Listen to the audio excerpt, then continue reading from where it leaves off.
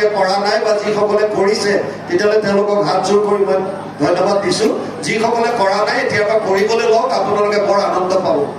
কোনটো ৰাতি শুওঁতে মোবাইলটো অলপ সময় বাদ দি, গাৰুত পৰি পৰি মোবাইল চোৱাটো বাদ দি অকণমান সময় বহক আৰু আপোনাৰ হৃদয়ত হাত জোৰ কৰি লৈ ভগৱানক এবাৰ চিন্তা কৰক আৰু এবাৰ মুখেৰে উচ্চাৰণ কৰক, হে প্ৰভু, দিনটোত যদি অজানিতে কিবা মোৰ দ্বাৰা অপৰাধ হ'ল, এইখিনি অপৰাধ তুমি ক্ষমা কৰিবা, ৰাতিটো তোমাৰ চৰণত অৰ্পণ কৰিলো।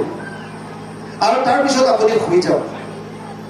কাল চিৰহানে হে খাৰা তো কিয় মৃত্যু মূৰৰ কিতাপত তাণ্ডৱ কৰি আছে, তই নিশ্চিন্ত হৈ কেনেকৈ শুই থাকিব পাৰ? কবিৰ দাসে কৈছে ঈশ্বৰৰ নাম লোৱা। আচ্ছা, ল'লে কি লাভ হ'ব? যদি ৰাতি কিবা কাৰণত কাৰোবাৰ প্ৰাণ গুচি যায়, মৃত্যু যদি হয় শুই থাকোতে, যদি আপুনি জাগ্ৰত অৱস্থাত শেষ মুহূৰ্তত কৃষ্ণক স্মৰণ কৰি শুইছে, তেতিয়াহ'লে ভগৱানে ফৰ্মুলা দিছে অৰ্জুনক গীতাত, অন্তকাল